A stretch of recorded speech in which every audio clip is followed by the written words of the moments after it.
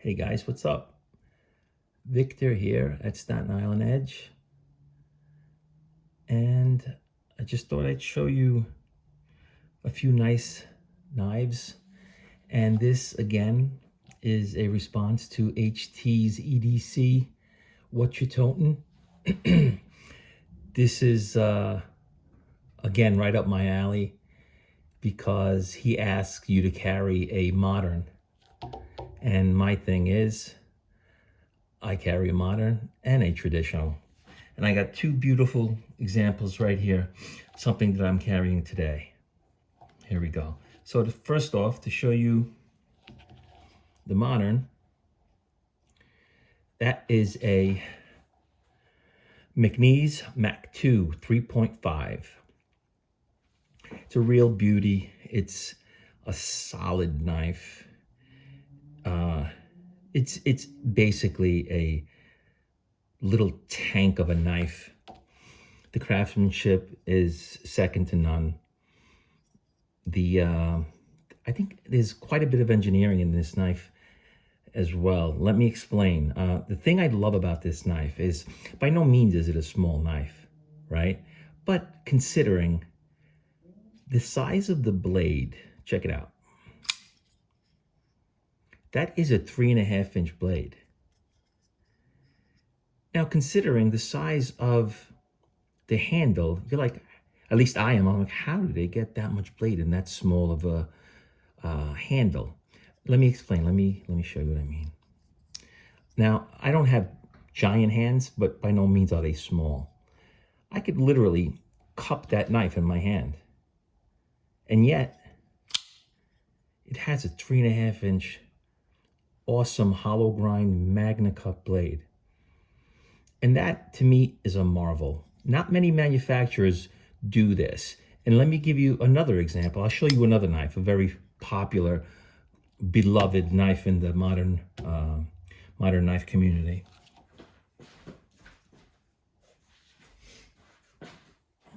Here we go. This here, guys, is the legendary Hinderer XM18, also with a 3.5-inch blade. But check out the way Rick Hinderer, the man, the myth, the legend, goes about designing his blade to handle ratio, I guess. There it is. Again, the 3.5 Hinderer XM18, also a Magna Cut. Now, I'm going to compare these knives side by side, and you'll notice something. Let me get this stuff out of the way. Hey, Jesus, give me a second. Sorry about that. Check this out. Look at the blade to handle, and look at the blade to handle on the McNeese Mac 2. Technically, look how small the handle of the McNeese is compared to the Hinderer.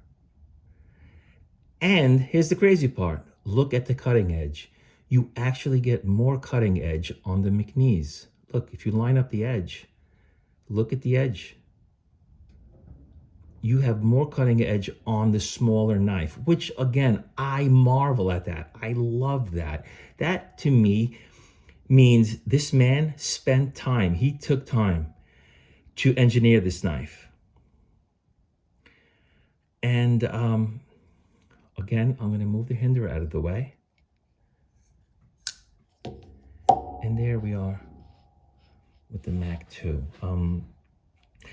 This is a solid, super snappy knife. A lot of fun to fidget with, although it will shred your thumb and middle finger if you choose to do the middle finger flick, which I love to do. But I'm telling you right now, if you notice, I put these little rubber gaskets there.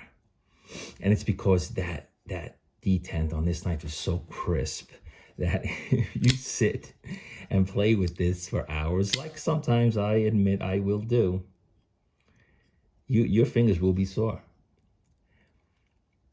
And you would think something with such a beefy knife with that crisp detent wouldn't be so smooth, but that would be so wrong to assume that, because it is one of the smoothest knives you could buy. It's absolutely gorgeous. Check it out. I mean, just the way it drops. So there it is. That's the McNeese Mac 2 3.5 with Magna Cum blade, hollow grind, bearings. And I believe this weighs about 4.5 ounces.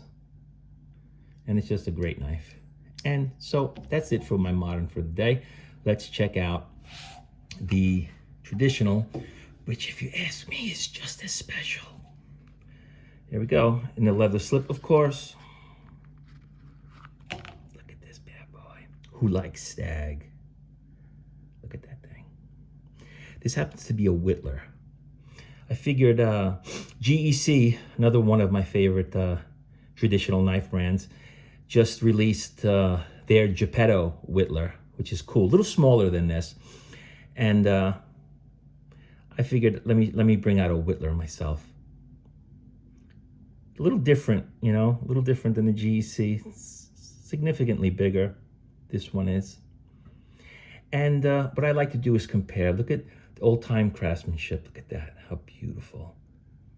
You don't see many gaps there. The only gap you see is the mandatory gap that that's a characteristic of the Whittler pattern. And speaking of the Whittler pattern, what's distinguishable on a Whittler is that it comes with the main blade,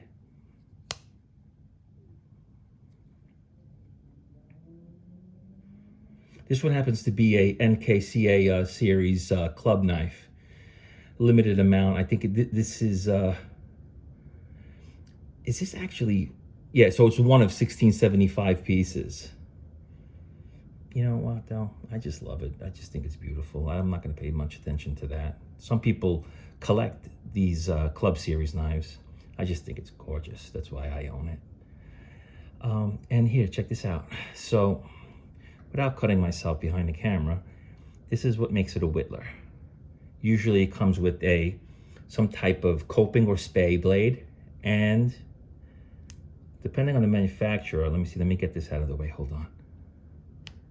That's one, and here's the other one. And here's the other one, the pen blade. And this is what, back in the day, people would sit down, they'd find a nice piece of wood, and they'd whittle away, and they'd make little figurines, or sometimes things that they needed. Who knows, maybe they'll whittle a pipe. Imagine that, whittling a pipe nowadays. And there it is. There's my Winchester Stag Whittler.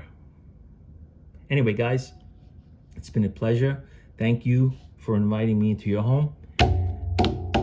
And I'll see you again on the next one. Bye-bye now.